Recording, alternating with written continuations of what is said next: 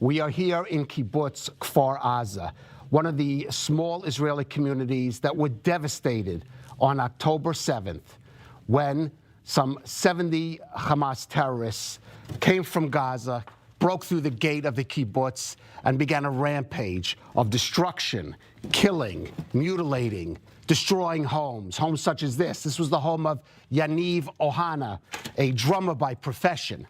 He was there with his wife, their two young children, ages 9 and 12, when the attack began. Initially, they thought it was a rocket attack. Yula, Yaniv's wife, went with the two children in the safe house of their home, while he went to the armory to get a weapon to fight back against the terrorists. But while he was doing that, the terrorists broke into the home. Yula and the two children hid on the bed box underneath their bed in their safe room. But the room was not safe. The terrorists broke into the room while they were hiding there under the bed. Yula says she remembers the terrorists sitting on top of her talking. Soon they left, but they set the house aflame.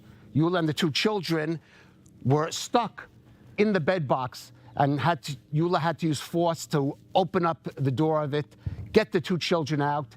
They came into the backyard, and they hid in these bushes until the terrorists went to the front of the house. And when they got the chance, they ran to the warehouse on the kibbutz to hide for the rest of the day.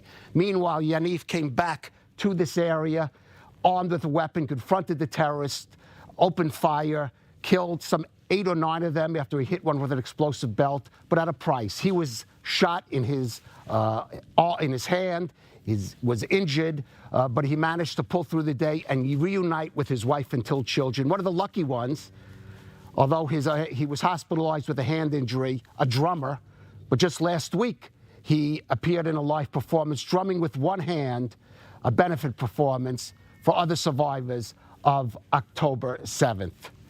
With us, we have another resident of Kibbutz Kfar Aza, Ido Felus. Ido, we heard one story of the Ohana family. What's your story of that day? Imagine yourself, you're going to sleep at your house on a normal night, and then you wake up for another terrorist attack of rockets. You know, it's actually it's not normal, but we get used to it through the years in this area of Israel. So we got inside the safe house in our home. I was with my younger sister, my mother, and my father, and we went inside, and then underneath a lot of rockets. I can't even say how much, because it was like every second another rocket, another rocket, another rocket. A few hours later, we started to realize that this thing is not only rockets. It's a lot bigger than we thought. It's a terror attack on the kibbutz, on the people of the kibbutz, on innocent civilians without nothing to protect them, civilians that most of them are in the safe house in that moment. I don't know how much terrorists came inside the kibbutz, but a lot with fire in their eyes. You know, they came to kill. Right, and they killed, and there was a heavy price. Some 63 residents of the kibbutz were killed that day. Some 17 taken hostage to Gaza. Yeah. I believe 10 have now come back, but there are still at least 7 members, I believe, of the kibbutz who are still being held, including some of them you know, of course, personally. Tell us, for example, about the twins who are still being held from Kfar Aza there in Gaza. Yeah, the twins, Gali and Ziv Berman, 26 years old, child. You know, they are children of their mother, people with a smile on the face all the time. My dear friends, they were like my brothers. You know, I sleep with them, I walk with them, I have fun with them. We do all together. We even flew to South America after the army. We did everything together, and they're not fighters. They're not nothing. They peaceful people. You know, they just want to do good in this world.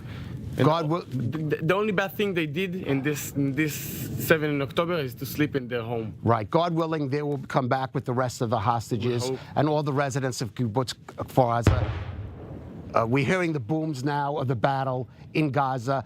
will this kibbutz rise again? Will Kfar Aza rise again? Kfar Aza will rise again. Kfar Aza will rise again better and beautiful and bigger and more powerful than ever. And this is the message we want to send all over the world, that we come here to restore our life and to bring this community to the best, to the best and to the top of the community in the world. We want to be stronger than we ever be. All right, that is the spirit of Kfar Aza. Ido Felus, thank you for joining us on this special 2-month anniversary of Israel's war against Hamas here in Kfar Aza.